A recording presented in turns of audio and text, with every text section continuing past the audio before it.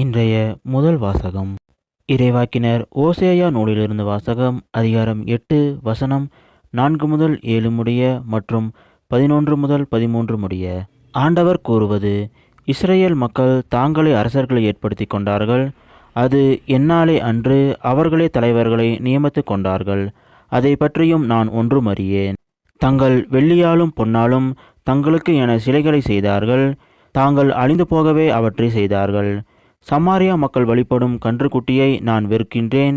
என் கோபத்தீ அவர்களுக்கு எதிராய் எரிகின்றது. இன்னும் எத்தனை காலம் அவர்கள் தூய்மை அடையாதிருப்பார்கள்? அந்த கன்றுக்குட்டி இஸ்ரேலிடமிருந்து வந்ததன்றோ? அது கடவுள் அல்லவே? கைவினைஞன் ஒருவன் தானே அதை செய்தான். சமாரியாவின் கன்றுக்குட்டி தவிடு பொடியாகும். அவர்கள் காற்றை விதைக்கிறார்கள், கடும் புயலை அறுப்பார்கள். வளரும் பயிர் முற்றுவதில்லை, கோதுமை நன்றாக விளைவதில்லை.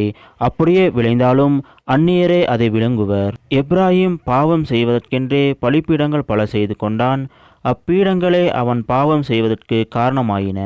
ஆயிரக்கணக்கில் நான் திருச்சட்டங்களை எழுதி கொடுத்தாலும் அவை நமக்கில்லை என்றே அவர்கள் கருதுவார்கள். பலியை அவர்கள் விரும்புகின்றார்கள், பலி கொடுத்து அந்த இறைச்சியையும் உண்ணுகின்றார்கள். அவற்றின் மேல் ஆண்டவர் விருப்பம் கொள்ளவில்லை.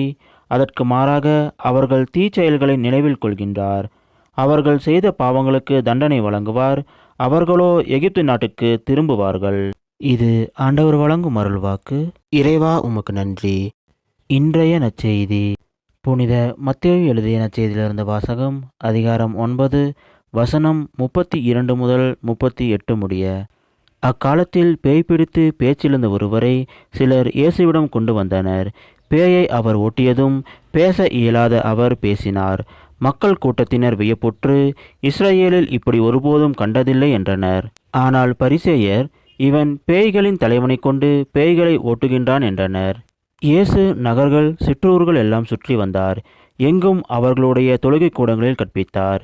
விண்ணரசை பற்றிய நற்செய்தியை பறைசாற்றினார். நோய் நொடிகள் அனைத்தையும் குணமாக்கினார். திரண்டிருந்த மக்களை அவர் கண்டபோது அவர்கள் மேல் பரிவு கொண்டார்.